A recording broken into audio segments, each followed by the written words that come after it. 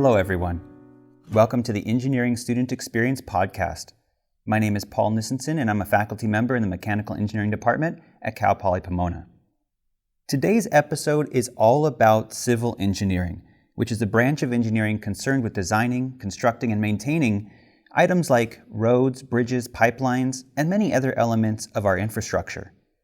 Recently, I sat down with Dr. Kenneth and Dr. Felipe Perez from the Civil Engineering Department at my university. We discussed what civil engineering is all about, including the subdisciplines within civil engineering, the career paths available to civil engineers, and various tips for civil engineering students. I hope you enjoy the conversation.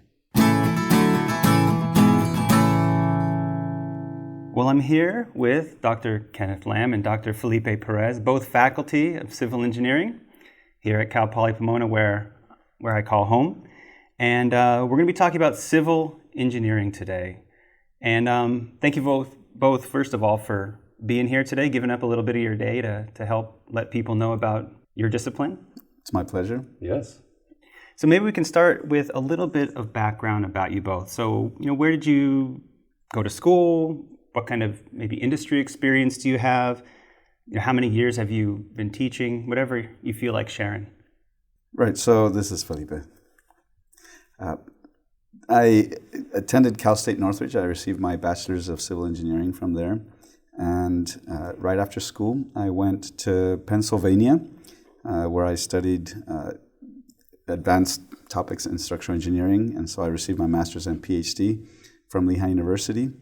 And once I graduated, I came back to California, and I worked in industry for a number of years prior to coming here to Cal Poly. While in industry, I worked on the design and seismic retrofit of existing buildings, both commercial and residential buildings. And to date, I have taught here at Cal Poly Pomona for 9.5 years. I started this is Kenneth, by the way. I started my undergraduate at Utah State University with dreams of being an aerospace engineer, actually. Because Logan, Utah was exotic to somebody who grew up in Las Vegas. That's the truth of it. So I had to go away from home. And then after a couple quarters at Utah State University, I took a couple years off from college and got my wanderlust out of me and returned to UNLV, where I was from, and finished my bachelor's there.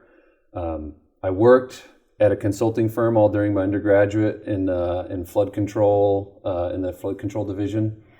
And then when I finally graduated, a position opened up in the wastewater group, which is more about pipelines and pumps and stuff.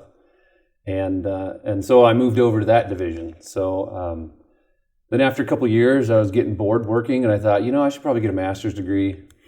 So I got a master's degree from Norwich University, and then as I was finishing my master's degree, the opportunity to get a PhD came up, and so I took it. And I've been at Cal Poly since 2011, and that was basically it.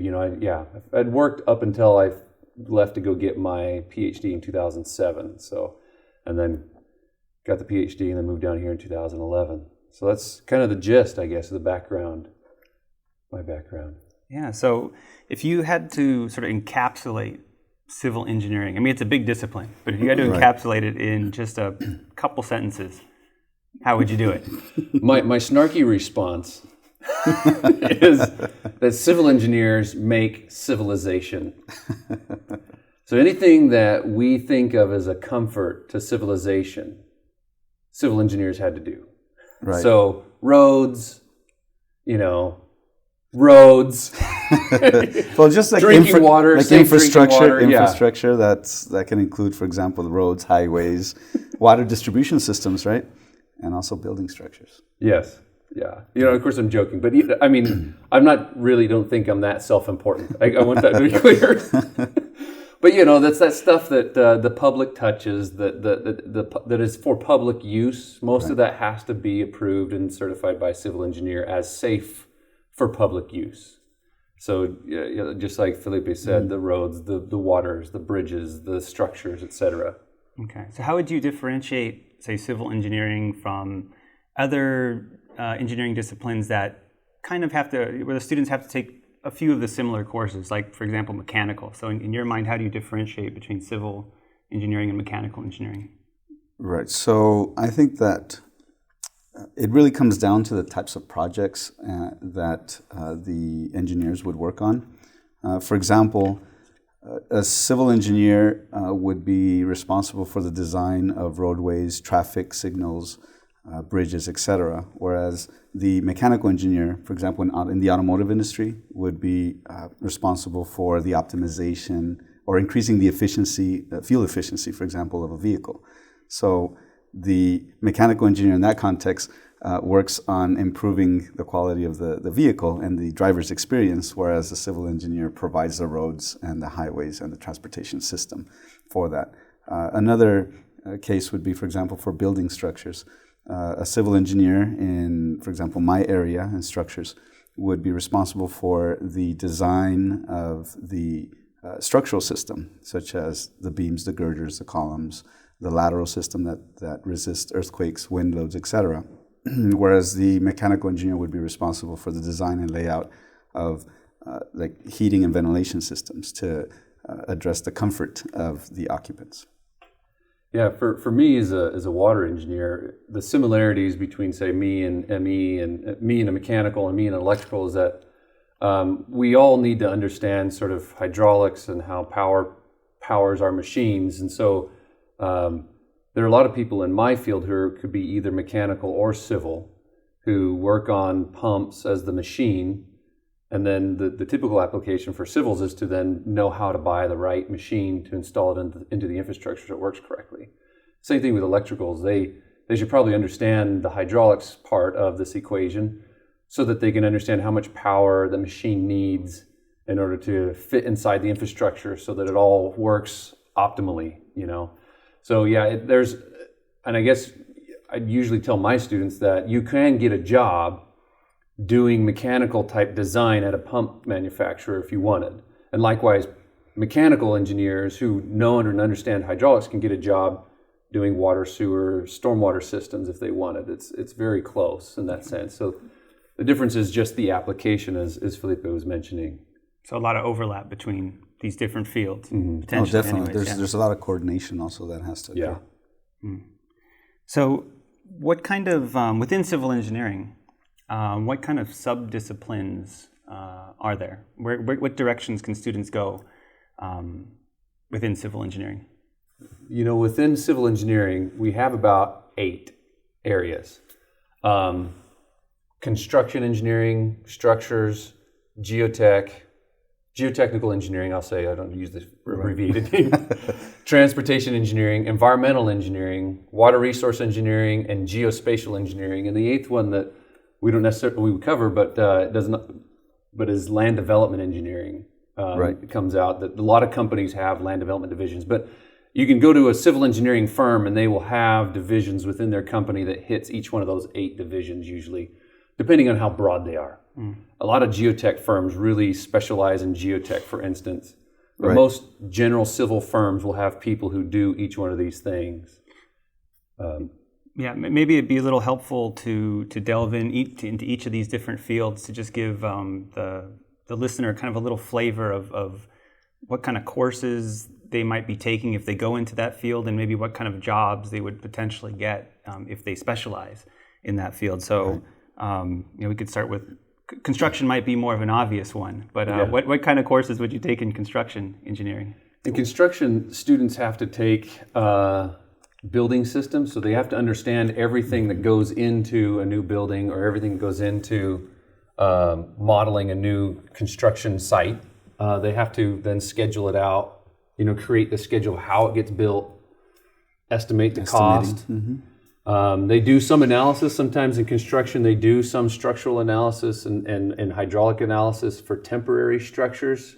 So if a construction site lasts 3 years, for a little bit there, it's going to have to function like a regular little city. And so then it has to be protected against things falling down or things getting flooded. So some construction engineers actually do what I would say, quote unquote, is civil engineering.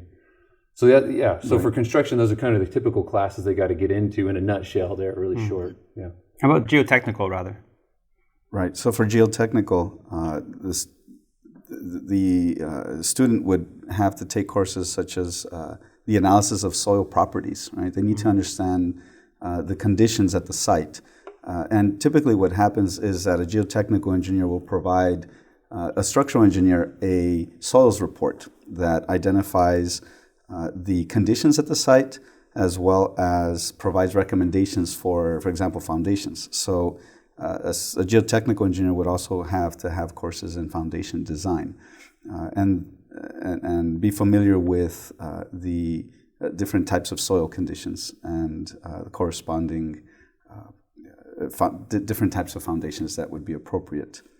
How about a transportation engineer? What would he or she do? So transportation engineers design the roadways. So they would call that the geometric design of roadways. So how much do they curve? How quickly you can curve? What is the the radii of different roadways when they intersect? How the freeways function. So you make sure that you have the vertical curve set up so that you don't have crazy amounts of G forces on the roads. There's a comfort factor that you calculate in roadway design to make sure that when you're driving on the road, you don't go, oh, I get sick on that road. Then they also do planning, where they look at, okay, how many lanes of roadways do we need in certain places to make sure that we get enough traffic in and out of big commercial centers, and you can go by any of these big commercial centers where there's like a mall and a movie theater and shopping. Well, those places are going to have 5 lanes in each direction to get the cars in and out. So a transportation engineer would determine how many lanes are needed, how the stoplights are set up, how the traffic gets routed. How the traffic gets routed, exactly. Right. And they have fantastic computer models that are super visually appealing, where it shows like little tiny miniature cars driving in and out of stuff. It blows everybody away. It's really fun. So yeah, that's usually and they also deal with, and I'm talking about roadways, but airports, railway, bicycle lanes. I mean, transportation in general is handled by transportation engineers, and that's what they call like multimodal analysis of how do you get people from walking to bikes to trains, et cetera, to airplanes. And they look at that big on the big picture, like on the national level. I mean, airports is a national infrastructure, railways is a national infrastructure, and they look at it in local places like your neighborhood as well. Yeah, incredibly important job here in Southern California with all our that's right. millions of cars. Okay.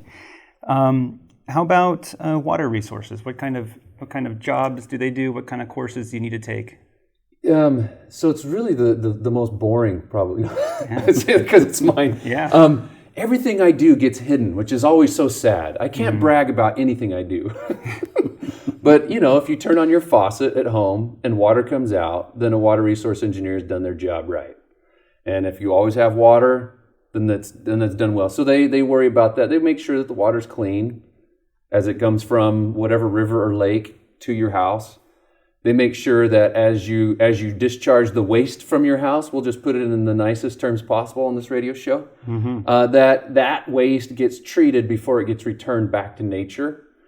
I guess I'm getting into environmental engineering there with that. Water resource engineers also worry about whether or not your house gets flooded.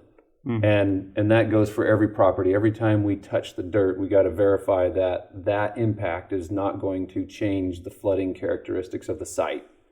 So that's really the big water resources side. And I guess, like I said, I finished the environmental conversation.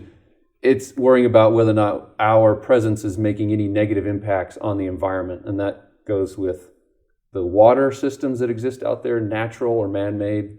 That goes with the air quality that we deal with. So, and the soils as well. And that's where we kind of merge with the geotech people. Is geotech engineers and environmental engineers work together to make sure that any contaminants that are spread are cleaned in an effective way, and focus on remediating environmental impacts from humans. And for the most part, an environmental water resource engineer would work for an agency, correct? There are lots of consultants who do that. But yeah, the federal government has a lot of environmental engineers on their side, or local water utilities, of course, who sell water to people or who capture the waste and treat it. Those are usually government agencies. Sometimes they're private companies. As a consultant, we did that kind of work as well. I did mostly just the water side, but then the environmental, a lot of times, is a separate company that specializes in that, because there's a lot of specialty in there, a lot of advanced coursework that students end up taking to stay in the environmental world, to understand all the technology that out there that does that. So what's the difference between geospatial and geotechnical? So geospatial is how do we observe and measure data on Earth? And geotechnical is really kind of the strengths and properties of the soils. Okay. Is the mountain going to fall down? All right, the geotech can prove that. Once the mountain falls down, the geospatial can go in and measure it and say, okay, this is how much it was before, this is how much it is now. Geospatials use satellites to do their work. They also do land surveying, whatever it takes. 3D imaging. There's all sorts of fun tools out there for the geospatial, like UAVs and flying planes and imaging buildings and stuff. It's super cool. Yeah, it sounds like you regret going into water resources. And there's some things. I don't want to sound self-important, but I am satisfied with the fact that drinking water is what everybody needs to live, and that's what I do. I just saying. But yeah, there's a lot of cool stuff out there. Thank you. And the last one is land development. Land development. Oh yeah. And I forgot structural. Sorry, that's Felipe's world. Land development is kind of a small synthesis of most of these areas. So most of us live in neighborhoods where there are like multiple homes built on these side streets and stuff. And so it's the land development engineer who will go in and tell the builder where to build and how to build each one of those homes. And he'll do what's called a grading plan, which means how much do we need to cut out of the existing topography so that homes sit in an organized manner, so that sewage drains away and doesn't get backed up and water systems come into the houses effectively. So land development engineer worries about the water, the sewer, the geotech aspects, the structural aspects in small ways, the transportation aspects of getting in and out of these new developments as well. And so they kind of touch on all of these. And so, a lot of companies have, that's their bread and butter is land development. That's what most people want to do is, I'm a client, I've got a bunch of land, I want to chop it up and sell it into homes or new Walmart or whatever. Well, they use the engineer, and it's usually the land development engineer that takes charge of that project. All right, Felipe, tell us all about structural.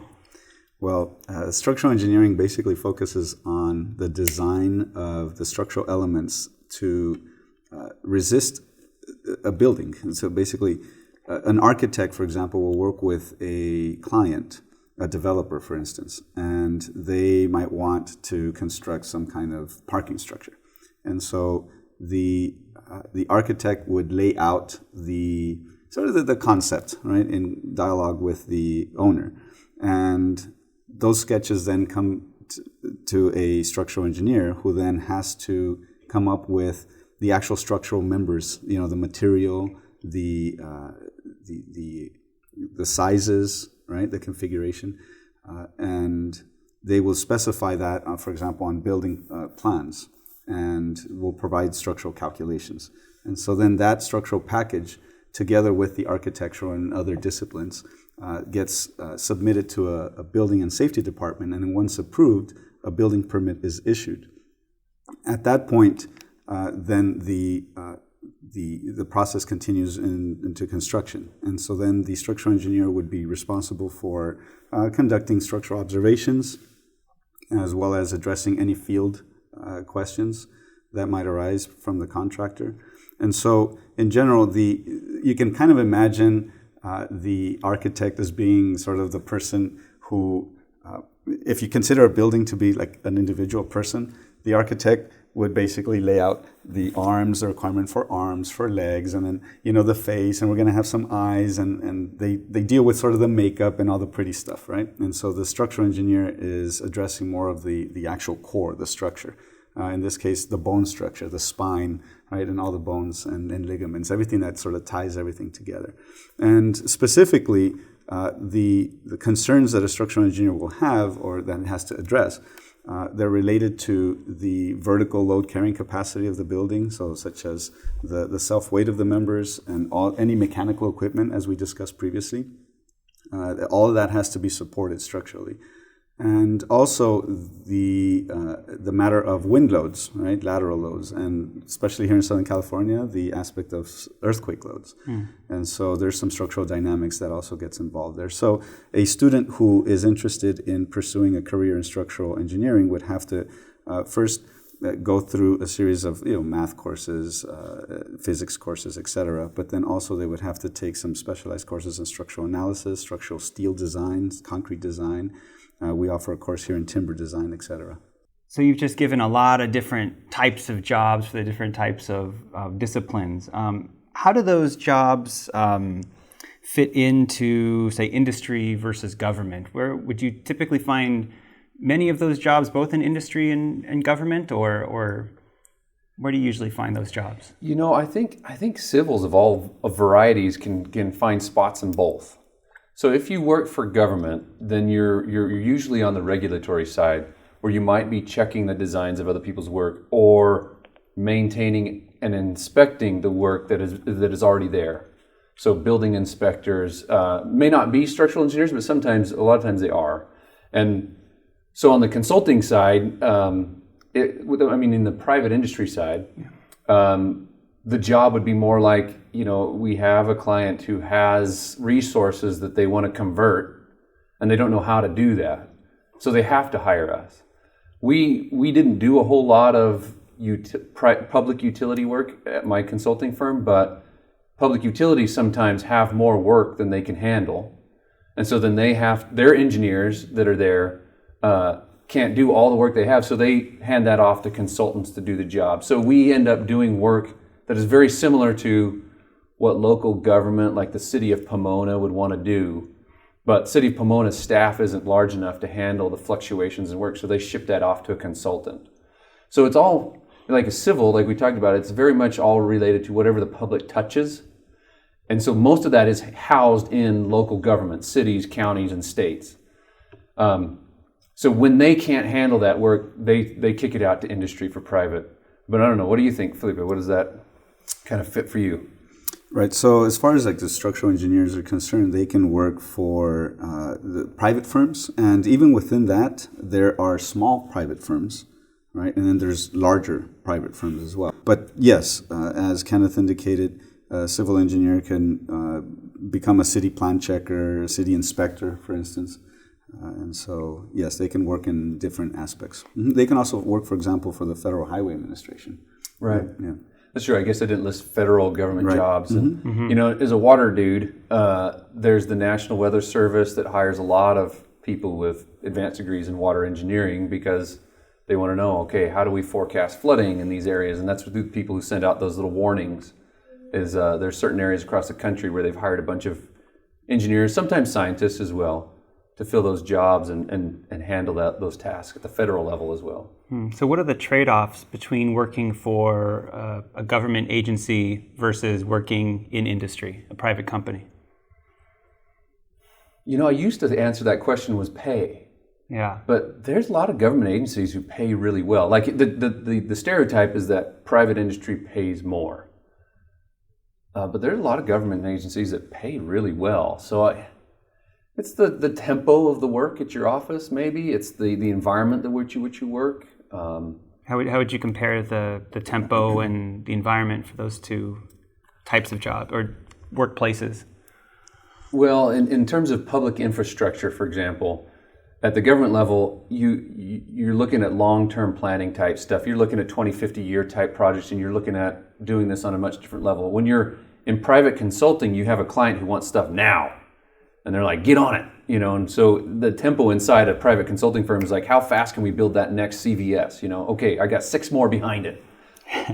So that's the difference. And then it gets even faster if you go into construction, which has its own tempo too as well, which a lot of people love. They love the excitement of being there in construction. Be like, okay, I love 80-hour weeks. It's the best, But they also get compensated more, of course, for overtime and all that stuff. So.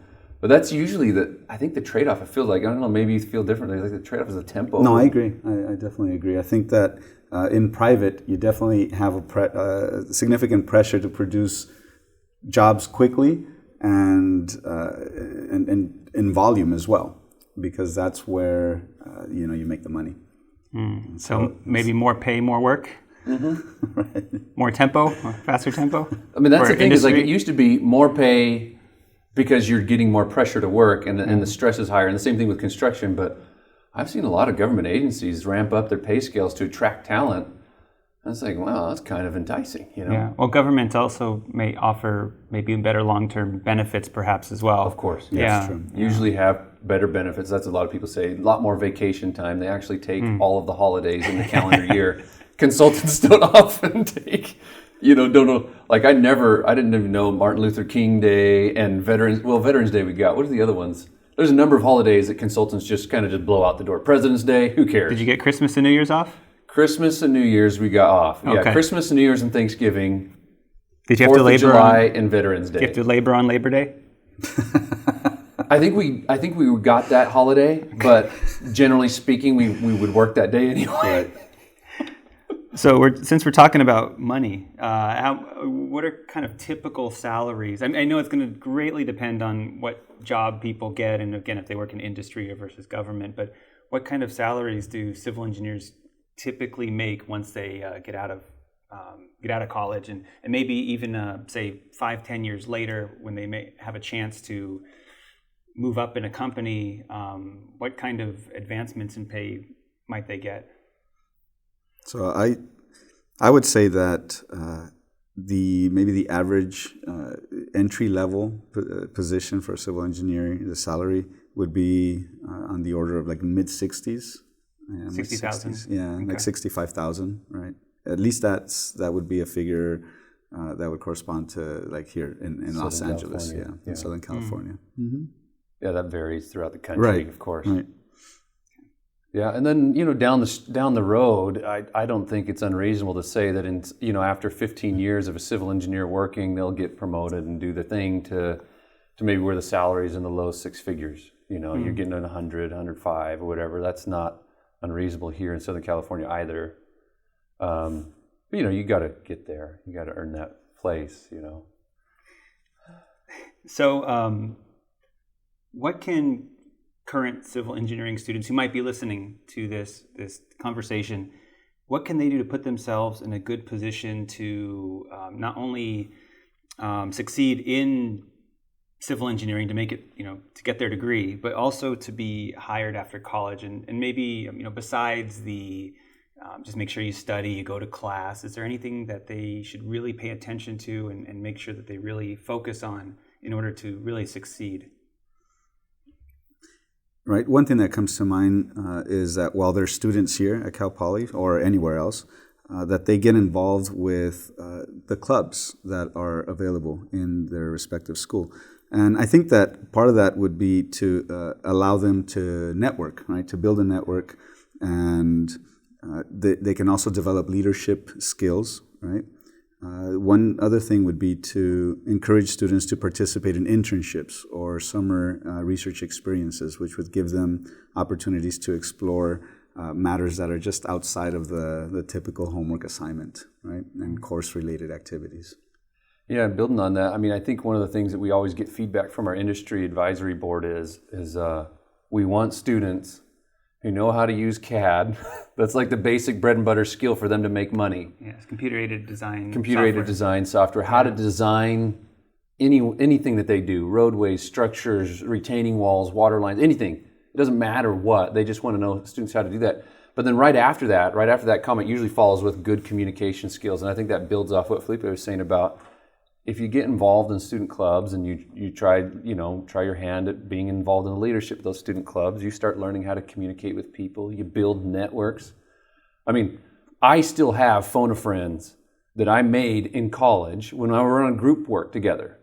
And if I don't know anything about a sewer design thing that I'm having a hard time, I'm calling Anita, the city of Las Vegas engineer, over this because she and I were in a group project back in the day.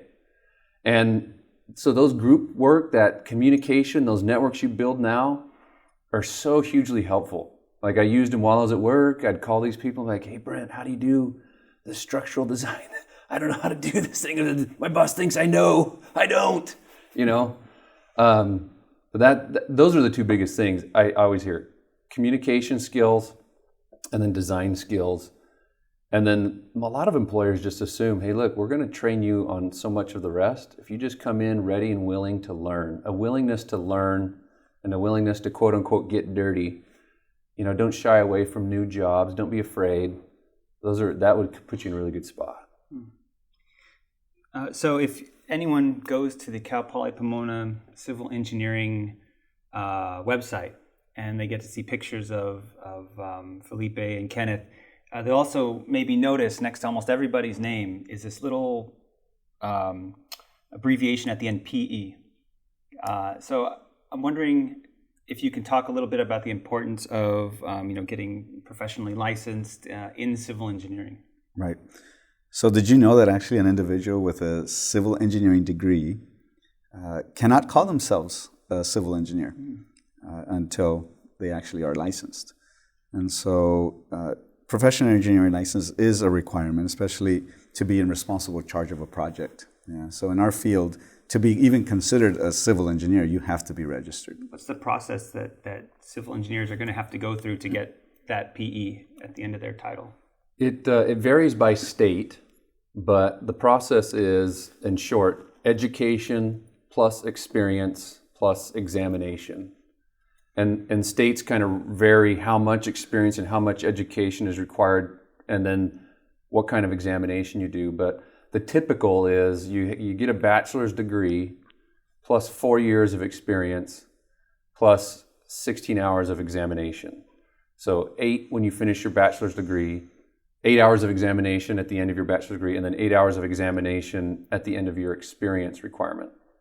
In California, the bachelor's degree counts as 6 years toward the experience requirement, so then you need 2 years of professional experience to sit for the exam and get licensed. Actually, I think they just changed the laws that you can take the exam right after graduating, but then you still have to wait 2 years before you're allowed to apply for the license and get the license. So yeah, it's you need more than education to become a professional engineer. So how important is going to grad school for civil engineers nowadays? And what kind of jobs might require students to go back for, say, at least a master's degree? Well, I think it's sort of common knowledge nowadays to think of a structural engineer requiring a master's. Now, there's a lot of companies out there who will not consider hiring an individual without a master's to perform structural engineering calculations. And the idea is that students would have to go back to college and learn some advanced topics, advanced structural analysis techniques, maybe additional structural dynamics courses,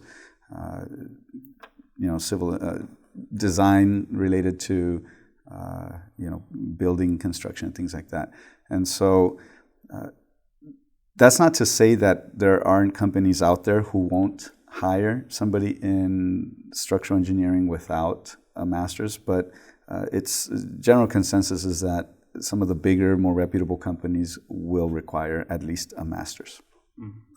Yeah, and I think most companies will take in somebody with a bachelor's degree, but sooner or later, structural engineering, geotechnical engineering, environmental engineering, those are the three that come to mind first that you end up having to get a master's degree. And that's largely due to because a bachelor's of civil has to be pretty broad to be accredited. And so, but geotech has a lot of advanced coursework that they just never do at the undergraduate level. Structural engineering has a lot of advanced coursework that we don't do. And environmental engineering as well. So there's just no room inside the bachelor's degree for that. So sometimes you can get that training on the job, but a lot of companies set it into their pay scale, like, hey, you know what, if you want to get promoted, let's do this. And so in the end, a lot of people just do it, get master's degrees at least. The government, working for the government, that's like a key way to get a better pay. So you'll see in federal government employment, most of them have master's degrees and even PhDs. They employ a lot of the PhDs who aren't sitting in, academic facilities like us. If I wasn't here, the next easiest step for me would be go work for the National Weather Service or the National Oceanic Atmospheric Administration, because they just hire lots of people with PhDs. Do you typically find many PhDs in industry? In my field, in water resource engineering, no. Almost none. a lot of people have master's degrees, and when it comes to water, there are so many political battles over it that a master's degree in public administration or an MBA, because a lot of water companies have, they'll get an MBA in addition to people who have masters in civil. So those three, there's a lot of my colleagues who all have probably an equal distribution of masters in public administration, business administration, as well as civil. So I want to say thank you once again for being here, and I want to be very mindful of your time. The last question I had for you is, have you guys noticed any kind of trends in civil engineering that have come up in the last decade or two that you see the field moving toward? Well, I can only say in my area, which is the water environmental side, up until about the 1980s, when we built stuff, all we cared about is getting water away from us and get the waste away from us as fast as we can. And we did not think about the negative impacts on the environment. And so for the since the 90s, regulations have been changing. They've been getting tighter. They've been getting more stringent. Like, if you build something, not only you have to demonstrate that that it's safe to be inhabited, but that you're not negatively impacting the environment. And that's created a whole new layer of type of analysis that we do now that really wasn't pushed on me, even as an undergraduate student from 90s to early 2000s. But now it's becoming much, much more important that people know these things, like how do we impact the world around us? And that's becoming a bigger challenge for us as civil engineers. Right, so that could include, for example, the requirement to utilize or reuse some materials, right? Yeah. So if recycling some materials such as asphalts, right? Concrete, things like that, and also making buildings more energy efficient, all right?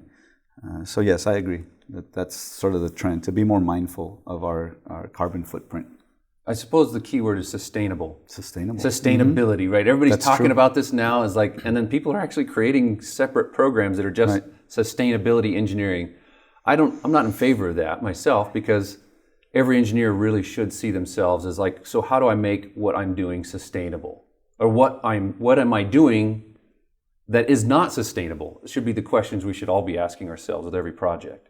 Right. Well, Kenneth, Felipe, thank you very much. I learned a lot about civil engineering today, and hopefully anyone listening, whether they're high school students or even current civil engineering students, they'll also have learned something new. It's a pleasure. Thank you. Yeah, thanks, Paul. I would like to again thank Dr. Kenneth Lamb and Dr. Felipe Perez for spending some time with me to share their experiences in the field of civil engineering. I also would like to thank Cesar Moreno for helping record and edit this episode, as well as Cal Poly Pomona for providing funding for this podcast pilot project. If you enjoyed this episode, you can support it by leaving comments wherever you heard the podcast and by letting friends and family know about the podcast. Goodbye for now.